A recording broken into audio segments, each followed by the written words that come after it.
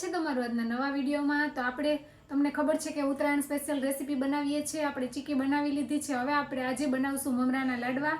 તો લાડવા આપણે કેવી રીતે બનાવીશું, તેનો પાયો કેવી રીતે લેશું, તે તમે વિડીયોને સ્કીપ કર્યા વગર એન્ડ સુધી જરૂરથી જોજો। અને હજુ સુધી મારી ચેનલને સબસ્ક્રાઈબ ન કરી હોય તો સબસ્ક્રાઈબ કરી લેજો। તો ચાલો આપણે મમરાના લાડુ બનાવવાની શરૂઆત કરીએ। તો મમરાના લાડવા બનાવવા માટે આપણે સામગ્રીમાં મમરા લીધા છે અને ગોળ લીધો છે। તો ચાલો આપણે લાડુ બનાવવાની શરૂઆત કરીએ। મોટું વાસણ લઈ લીધું છે કારણ કે હલાવવામાં આપણને અનુકૂળ રહે। હવે ગોળ ઉમેરીશું।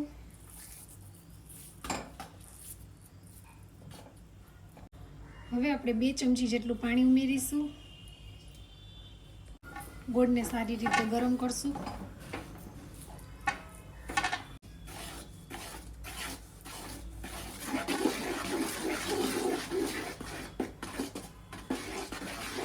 આપણે ગોળને સારી રીતે ઉકળવા દેવાનો છે કારણ કે ચાસણી બરાબર આવી જાય ત્યાં સુધી આપણે સતત હલાવે રાખવાનું છે કારણ કે ગોળ નીચે દાજી ન જાય તે માટે।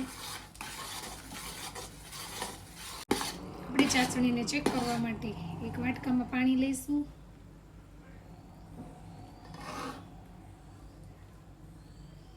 હજુ થોડી વાર આપણે ઉકળવા દઈશું કારણ કે ચાસણી બરોબર થઈ નથી, તેથી હજી પોચી લાગે છે।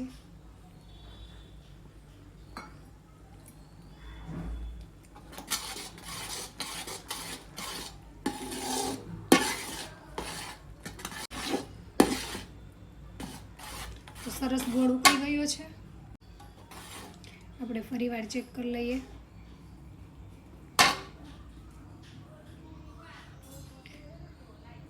આપણે પરફેક્ટ જોઈએ તેવી ચાસણી તૈયાર થઈ ગઈ છે। ગેસ ફ્લેમ ધીમી રાખી દઈશું અને ધીમે ધીમે મમરા ઉમેરીશું। સારી રીતે મિક્સ કરી લઈશું। ફેમિલી, આ પ્રોસેસ ઝડપથી કરવાની હોય છે।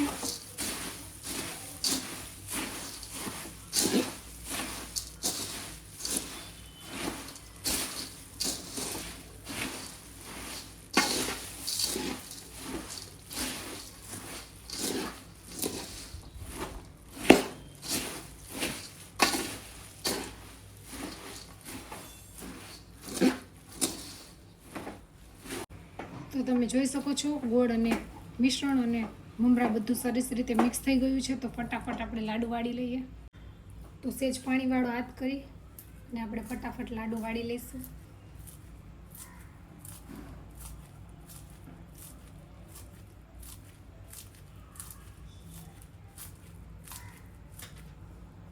સરસના નાની સાઈઝના લાડુ વાળીશું।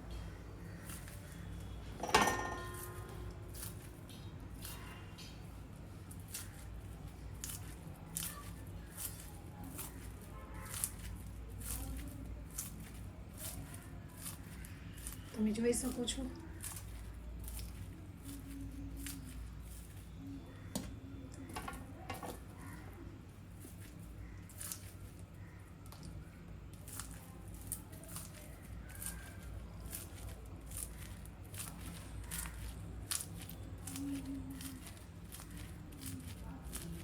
તો ફટાફટ આપણે આવી રીતે બધા લાડુ વાળી લઈએ। તો તૈયાર થઈ ગયા છે સરસ મજાના મમરાના લાડુ। તમે જોઈ શકો છો બધા એક જ સરખા, ખૂબ જ સરળ અને ઇઝી રીતે મમરાના લાડુ બનાવ્યા છે। તો ચાલો હવે લાડુને સર્વ કરીએ।